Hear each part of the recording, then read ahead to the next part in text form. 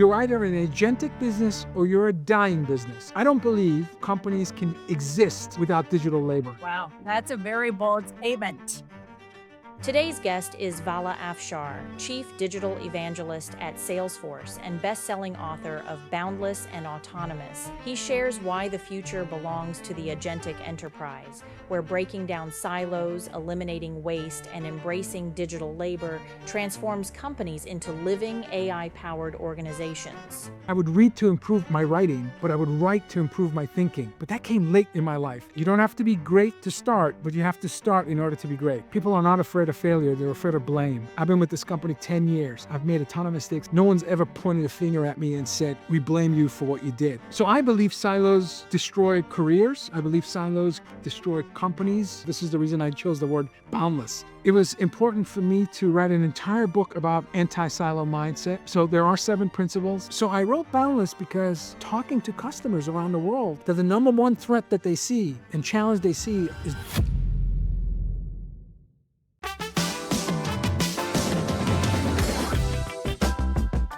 Hey, Vala, so great to have you on AI Heroes and Headaches. Vivian, it's a pleasure to be here. Thank you for having me. What a pleasure to have you, our Chief Evangelist Officer at Salesforce. And I know you have had an amazing career and also engaging daily with various senior executives around this AI transformation. So can't wait to have this fruitful conversation and learn more. Before we dig in, I would love to learn about your background. Like you immigrated to the US and trained as an electrical engineer, then became a CMO, then went on to write Boundless and Autonomous, various books. Tell us how that got started. Well, thank you. And I've had an unusual career, but I'm an immigrant refugee. I moved to the U.S. when I was 10 years old, and I think it's one of the most disruptive things that can happen in your life, whether you leave by choice or, in my case, it was a war that was happening. It wasn't a safe place, so my family and I abruptly left Iran and came to Boston, Massachusetts, and I studied engineering because I felt if you could build, you could potentially have a good life. Again, it was difficult immigrating as a refugee. My family and I lived in a 1-room attic for the first 5 years. We were in the U.S. My father couldn't join us for 4 years, so I didn't see my dad for 4 years, and so it was tough. It builds character. You grow up fast. You realize the world doesn't owe you a thing, so you have zero sense of entitlement. And I'm not speaking all on behalf of all immigrants and refugees, but you realize that you're grateful for the opportunities you had. So you don't have a zero-sum mindset. You have no sense of entitlement. I studied engineering because I felt like it was a career that could help me, be successful regardless of disruptions in my life. I'm not sure if I was a great engineer. I was always good in math and physics and science, but I never took a radio apart and tinkered with, being, didn't ever built a big Lego set. But I was a straight A student and I did well in school. I discovered writing, and it came through being active on social media. And I would read to improve my writing, but I would write to improve my thinking. But that came late in my life. You mentioned some, I've written 3 books, working on the 4th one as we speak. I've written thousands of articles, news articles, publications like HuffPo and Inc. and Forbes and ZDNet, all trying to become an average writer. I still think I'm a little bit below average. I'm trying to get to average. But I realized writing improves your thinking, and that changed my career. The practice of sharing. Again, the practice of not having a silo mentality. And again, I'm not speaking on behalf of all immigrants, but as an immigrant, I had a silo mentality. Capture resources, good degree, good title, headcount, budget, corner office, whatever, just capture stuff. I did that for 40 some odd years of my life, silo mentality. And then protect those resources and then extract value. So capture, protect, and extract value was my mindset. In my mid-40s, I started to actively write. Started writing on social media, started writing blogs, started writing books, started doing podcasts. I've had a podcast that's 13 years old. Every Friday for 13 years, I've had a podcast. And so that was an anti-silo mentality because in my 40s, I realized rather than consuming information and knowledge for my own betterment, I now need to consume and share. Just share. That's all. Just like what you and I are doing. You Yeah. share on LinkedIn on a very active basis. You've got your podcast, you're speaking around the world. You and I are now sharers. That's the thing that really changed my career. So I went from writing code and being, as you mentioned, electrical engineer, software developer for the first part of my career. Then I started sharing, and people noticed that I had some decent ideas that I wanted to share. So I was promoted. I was recruited to be the CMO of a technology company before joining Salesforce. I was chief customer, chief marketing officer after running engineering for a decade. And then, Alex Dion, who's the prior president of products at Salesforce, and John Tashik via direct message Twitter, private message on Twitter, reached out Amazing. to me and said, "Hey, we're interested in bringing on board an evangelist." I didn't even know what they were talking about. I'm like, evangelist. So it was a single contributor role. So again, right away, my immigrant mindset. You know, what's the size of the team? What's the budget? What's the KPIs? And this is a new role. So, I had so much reverence for the leadership of the company. I had so much reverence for the company itself. Remember, at that point, I was a 12-year customer of Salesforce, and my company grew 3x in revenue and size because of Salesforce. Oh, wow. In fact, my first book, The Pursuit of Social Business Excellence, was a book about how my company used Salesforce to grow. Who writes a book about a vendor that they're doing business with? Vivian, I absolutely believe subconsciously I was interviewing for a job. I, I don't I don't know. Why would I write about Salesforce? Because at that time, it was just a strategic partner of ours, but the most important partner. In any event, to answer your question, my career trajectory from an engineer to running services to running marketing to joining Salesforce as chief digital evangelist really stemmed from sharing. I started sharing my knowledge through writing. So anyone listening to this, no matter where you are in your career, especially if you're young, because my first blog, my first tweet, my first book was 44, 44. And now fourth book, and again, maybe 1,000 articles. I wish I started in my 20s writing, in my 30s writing. And you don't have to be great to start, but you have to start in order to be great. And so if you're listening in your early career, and by the way, anytime I'm at a Salesforce event, I look around, I'm one of the oldest people there. So I know we have lots of amazing 20, 30-year-old, 40-year-olds listening to this.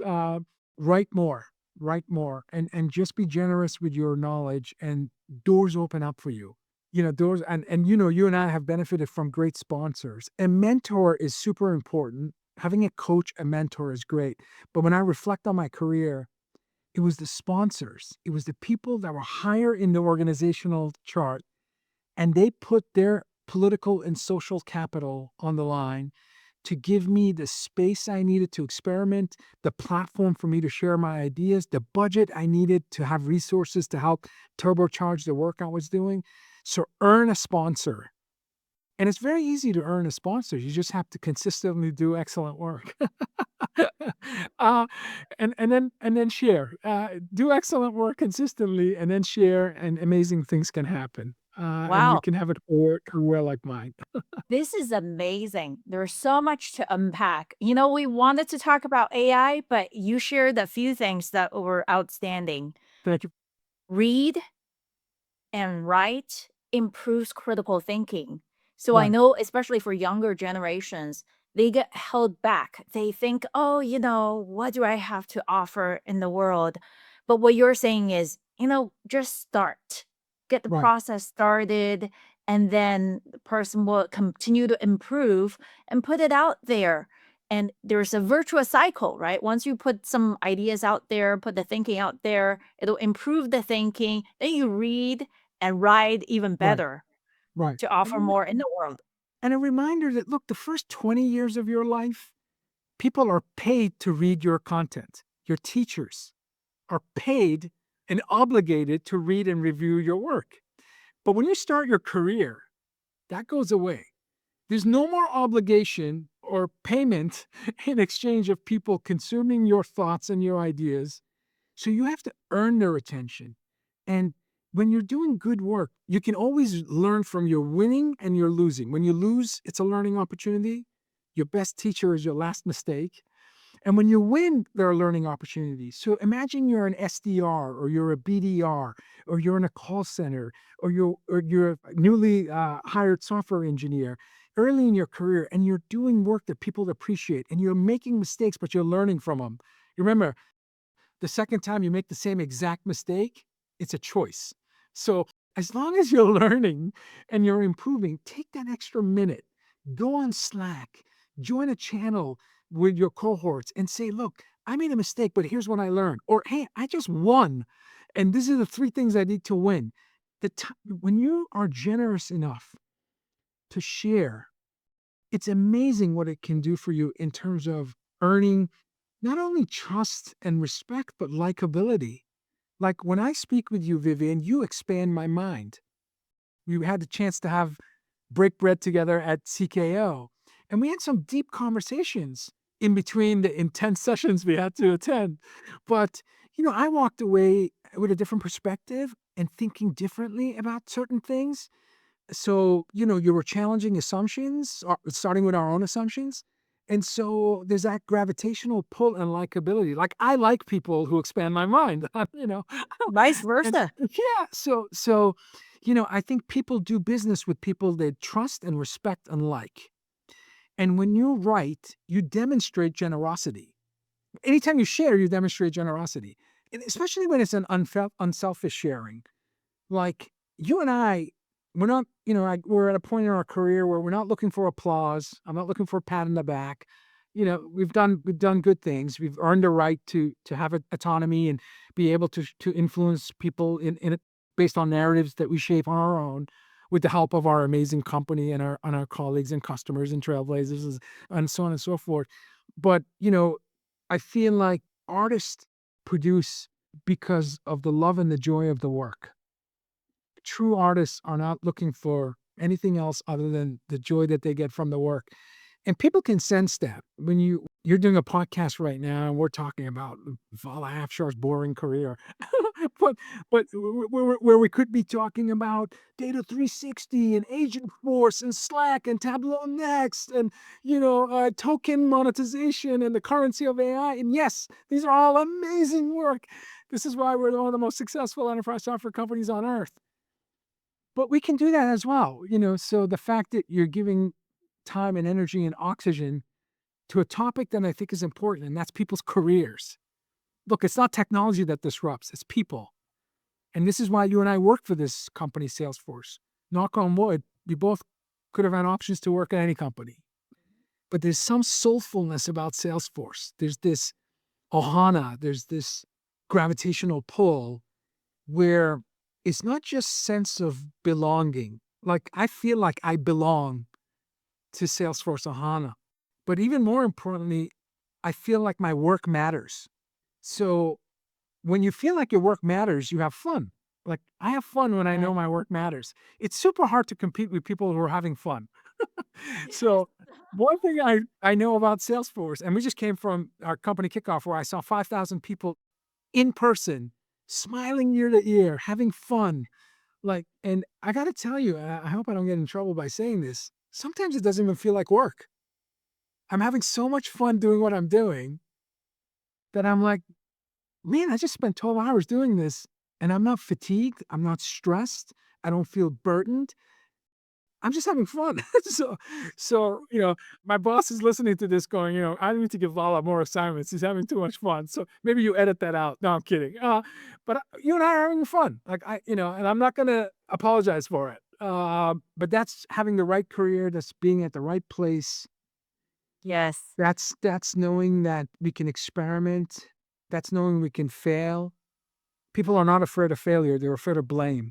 I've been with this company 10 years. I've made a ton of mistakes in the 10 years I've been here. No one's ever pointed a finger at me and said, we blame you for what you did. They give me constructive feedback. They say, hey, maybe you should think about this differently, or maybe, you should adjust. But I've walked away always knowing that there was never a resentment in feedback I've received. Like I never felt like, deflated, So there's a gracefulness about this company where people will tell you the truth and expect highest level accountability, but you still have fun. And we all have scars. I mean, anybody Right. moving as fast as we are, we Yes. fall, we scar, we got to put on the Band-Aid. We got to, don't think it's all kumbaya. It's not. It's hard work. I And think you're letting out a lot of the secret sauce yeah, of I this know, I know, agentic I know. enterprise. I know, I know. It's funny. Often I'm asked the most. They'll ask. The customers always ask me. Of all the disruptive work you're doing, what's the most disruptive thing that Salesforce has ever produced? And it's easy to talk about, multi-tenant metadata, cloud launch with the OGs of SaaS. It's easy to talk about that, technology disruption. It's easy to talk about one-on-one model, the philanthropic, of time and product and resources. That's philanthropic disruption is incredible. The App Exchange, the world's largest ecosystem of businesses built on our platform, that's incredibly disruptive. The corporate venture capital, where we're investing at a cadence of like one company per week, over 50 some odd investments in startups annually, and over 110 acquisitions in the life of the company. So the CVC corporate venture capital is super disruptive. Trailhead, our knowledge distribution, 22 million people earning badges and turbocharging their careers. All of these are amazing. And there's probably 7 or 8 things that we've done that no other company has done. Yeah. And then now tying back to what you were sharing before, that silo mentality, but V2 Mom was a mechanism for us to break down that silo, create the transparency and alignment between different parts of the organization. So maybe dive a little bit more into that. What led you to write the book Boundless, and how are you seeing that in the construct of AI transformation these days that a lot of the boards are wrestling with now? The reason I wrote Boundless is I spent 7 years researching hypergrowth companies to determine what design thinking principles these Yeah. companies, including our own, employ in order to achieve hypergrowth. And hypergrowth meaning double-digit compound annual growth rates, which is something we've been fortunate to produce for nearly 26 years. And so I was able to identify 7 design principles, and at the heart of these design principles was this anti-silo mindset. So I believe silos destroy careers. I believe silos destroy companies, organizations, in order to achieve their full potential. This is the reason I chose the word boundless, the anti-silo. The most anti-silo word I could think of was boundless. And there is truth to this. Again, reflecting on history, if you look at the largest revenue companies, Fortune 2000, 71% of Fortune 2000 companies have disappeared since year 2000. So in the last 26 years, 7 of the 10 largest revenue producing companies have disappeared. 50% of Fortune 500 companies have disappeared since year 2000. So, and my belief, my thesis is this protecting of resources, capturing, protecting, and extracting value is why companies fail to reach their full potential. It impacted my own career. My career accelerated immensely when I adopted an anti-silo mentality by simply writing and sharing more. Now, when we think about all AI projects are data projects. And our State of the Connected benchmark report from MuleSoft this year showed that an average enterprise has about 1,050 software applications. An average enterprise, 1,000 applications, and about 71% of those applications do not share information with each other. So you have 71% of nearly 700 enterprise software applications living in silos. So data is now trapped in these software applications. And when you think about trapped data, you should really be thinking about trapped value. When you trap data, that means you're trapping your ability to create value. And the promise of AI, which I believe is gift to humanity, I have a very optimistic view of AI. It's gift to humanity. The pessimists always sound smarter, but when you think about it, the future is invented by the optimists. That's right. Think about all the leaders at our company that you and I admire. The one thing common about all of them, they're all optimists. They all view as their mission, their purpose, their vision, Their V2 mom is optimistic in that we're going to create technology for betterment of society because we believe values create value. We believe business is the greatest platform for change. Yep. That North Star can only come from optimists. and and that's in the DNA of our company. So I wrote Boundless because when I realized talking to customers around the world for the 11 years I've been here, nearly 11 years, that the number one threat that they see and challenge they see is data silos, organizational silos, leadership silos, ecosystem silos. It was important for me to write an entire book about anti-silo mindset. So there are 7 principles. It was a best-selling book. So it resonated with readers, without any fanfare. I don't have a publicist. I don't have an agent. I just went on social media and said, I wrote a book, and that's it. The first mention of the book had 22 million views. So talking about gravitational pull, I invested in the social media bank for 10 years without making an ask. Never made an ask. When Boundless was ready, I made one ask. And the ask was, I read this book. If you read it, I welcome your feedback. That one ask had 22 million views, and it was a bestseller for months. Amazing. Just evidence in that if your intentionality is to educate and Yeah. inspire, and you stay with that, when you do go write the check, it's not going to bounce Right. because you've invested in that bank enough where you don't have to ever worry about the check bouncing. I'm showing my age because some of our audience may be talking like, check? What's a check? Right. I use Apple Pay. I use PayPal. Anyway, I'm using.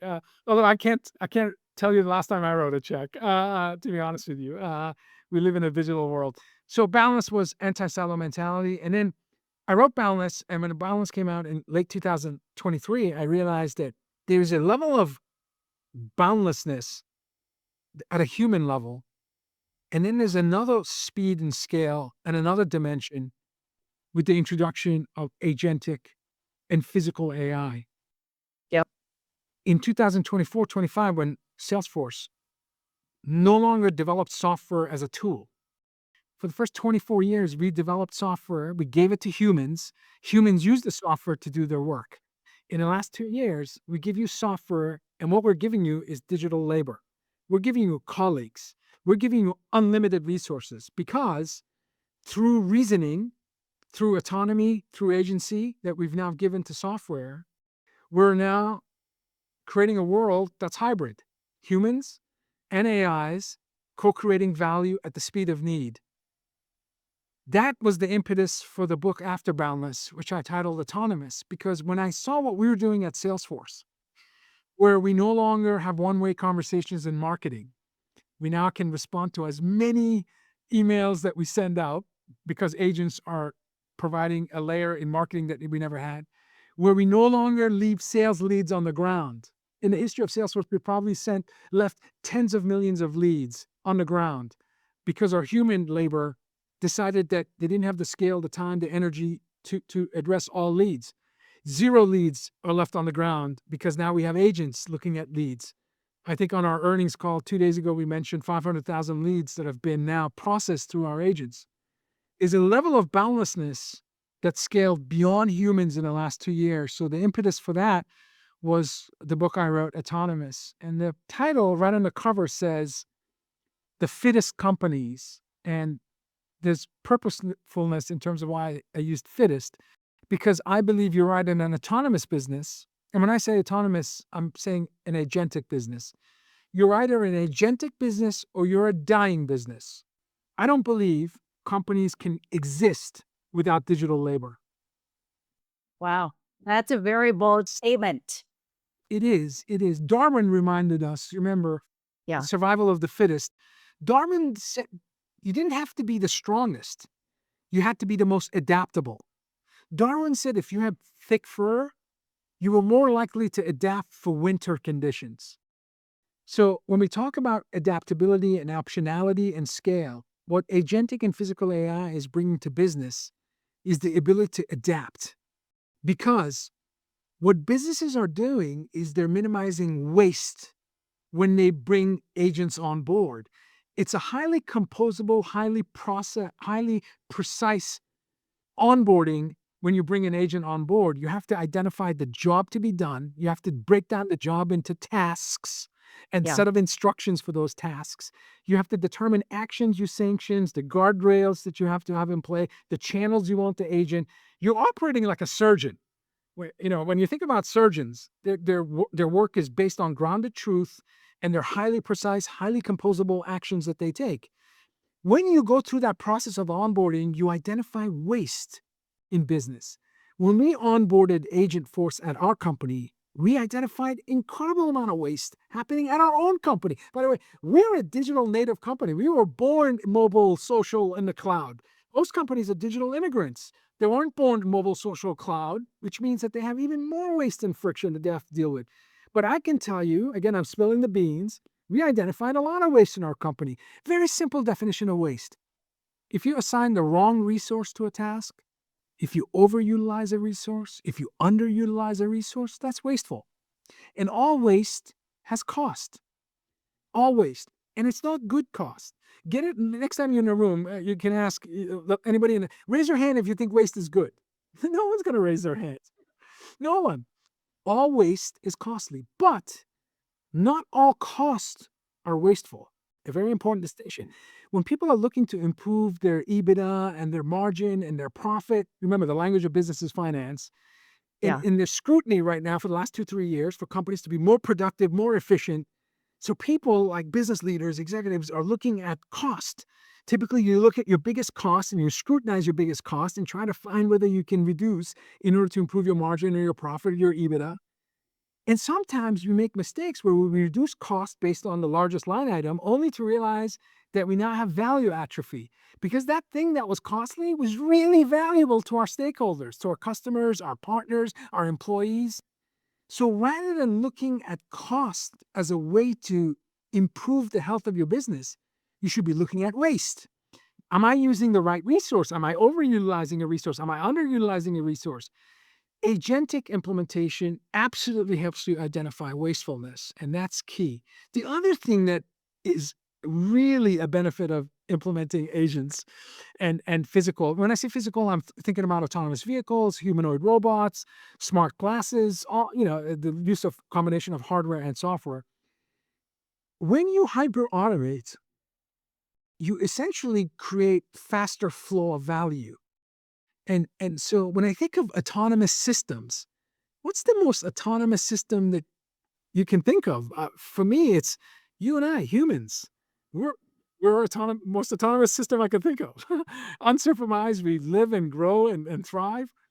All living organisms, who are the best example of autonomy I can think of, are flow-based. We live because of our circulatory system. The only reason we're alive is our circulatory system. We breathe air through our lungs, the pulmonary system. Our hearts beat 60 to 100 beats on average. That's our cardiovascular system. Our heart, using the systemic system, sends oxygenated blood through our arteries, deoxygenated blood through our veins. So a pulmonary, cardiovascular, and systemic is why we're alive. When I think of the lung and the heart, they're just pumps. They capture resources, filter, and disseminate goodness. When I think of businesses, sales, service, marketing, commerce, HR, supply chain, they're just pumps. They're pumps inside of business. We capture data, we analyze the data, we disseminate filtered good data, hoping that our businesses can grow. In our bodies, we have opportunity to remove waste. This is the power of AI. We can improve the signal to noise ratio and remove waste. So when I think of companies that become agentic companies, they're becoming flow-based, living organism-like companies. Now, when I look up the top 10 reasons we cease to exist as humans, 6 of the top 10 reasons are based on blockages. Cardiovascular disease, aneurysms, strokes, Yeah. coronary artery disease is the number 1 cause of death globally.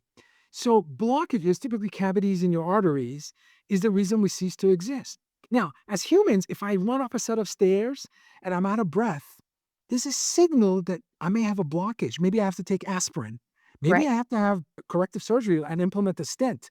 As humans, we found ways to identify blockages and correct those blockages and minimize fatalities. But in business, it is super hard to identify blockages. Look, when my boss goes on vacation, I have to wait for him to come back before my expense report is sign. Right. In my book, I identified over 200 blockages in businesses, over 50 blockages in leadership. Anytime you change our V2 mom, anytime our budgets are affected, anytime a new manager comes into business, Yes. anytime you have a different sector we're going to go after, we introduce potential blockages. And the thing is that the faucet is running in business. You see dripping water, so you don't even know there's a blockage. You don't realize that it's not running in full pressure. So it's hard to identify blockages in business. Even if you identify, it's hard to root cause and it's hard to remediate. But when you're becoming an agentic business, because of the composability, because of the precise way of onboarding agents, and the fact that software learns with every iteration, that every iteration the software is learning, not Yep. only you identify waste, you also identify blockages. And we at Salesforce have removed literally thousands of blockages and waste by becoming agentic as customer zero. And it's given us opportunity. For example, Jim Roth now supports multiple languages that we couldn't support in the past because he couldn't assign resources for language support until we put help.salesforce.com on an agentic layer. Yeah. Mark, you mentioned at the earnings call a couple of days ago that we've added 20% to our distribution colleagues without adding 20% to our overall headcount. That's nonlinear optionality. We've been giving options to do things with Right. our resources because we're an agentic business. Waste removal, blockage removal, and creating scalable optionality. These are all amazing attributes of becoming autonomous. And that was really the impetus for my work for the last couple of years. And if I think about what you talked about earlier, hey, companies, if they don't keep up, if they don't become agentic, essentially they could disappear like the 50% of the Fortune 500 companies. It's very similar in terms of, hey, if you have a way to identify the waste and optimize, then you survive and also thrive. That's right. Whereas otherwise, their blockage is going to continue to stay. I guess, we're coming up on time. Share a bit more of if you're a CEO at the moment, everybody's bombarded with AI vendor pitches, different noise and signal, lots of Silicon Valley demos. How should they kind of filter for the signal? Where do they start? That's a great question. That's a great question. Because I think you're hinting at the most important skill we all need, and that's to be teachable. And it goes back to the reading and writing and sharing. The smartest person in the room is always the room. It's not you, it's not me, it's the collective. And so, how can you, as a CEO, take advantage of the collective genius of the crowd? So, whichever room you're in, how do you ensure that you learn from everyone who's part of that population?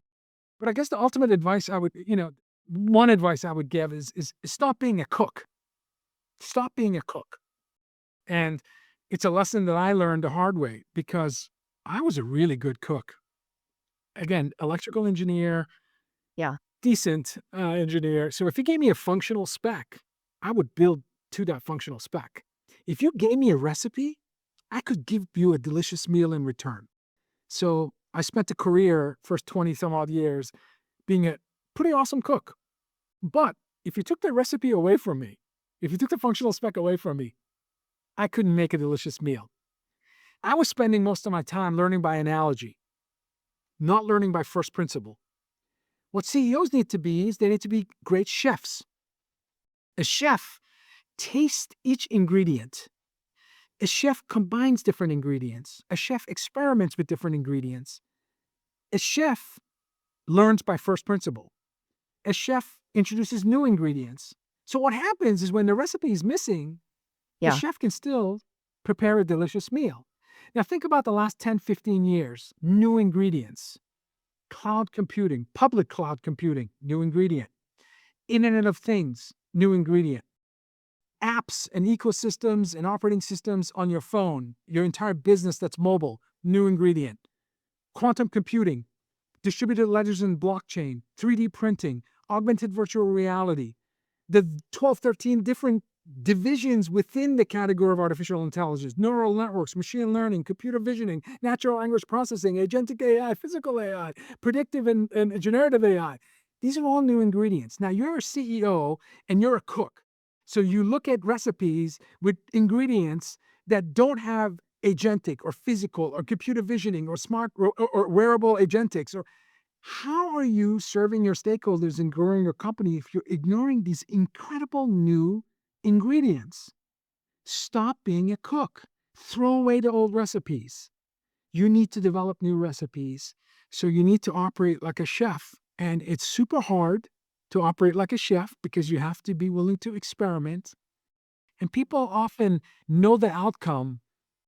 And while they're going through the journey, that's not experimentation. By definition, if you're experimenting, it means you don't know the outcome, which means you have to have a safe space and you have to Yeah. accept failure as part of the learning. We are fortunate to work for an amazing leadership team and a founding team that welcomes failure and mistakes, as long as they're original mistakes. Like the second time you make the mistake, again, that's a choice. So, so Not repeatable. yeah. I mean, look, I've made a ton of mistakes as in my career at Salesforce, but I try to make original mistakes. Remember, doers make mistakes. If you're running fast, you're going to fall. The question is, you're going to get back up and keep running.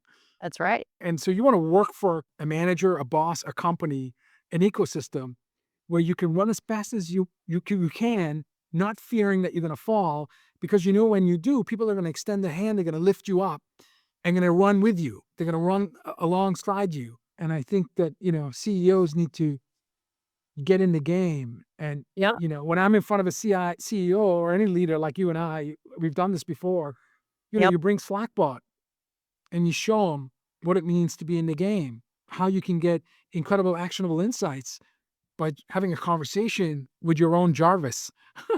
I'm showing my age when I say Jarvis, but Iron Man, for those of you, it's 20-year-old movie, so I'm showing my age.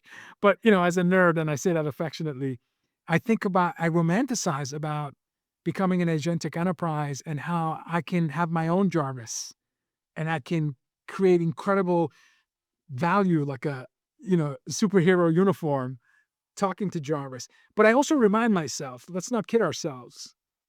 Jarvis is amazing, but Tony Stark had degrees in mathematics, applied physics, mechanical engineering, a first principle genius.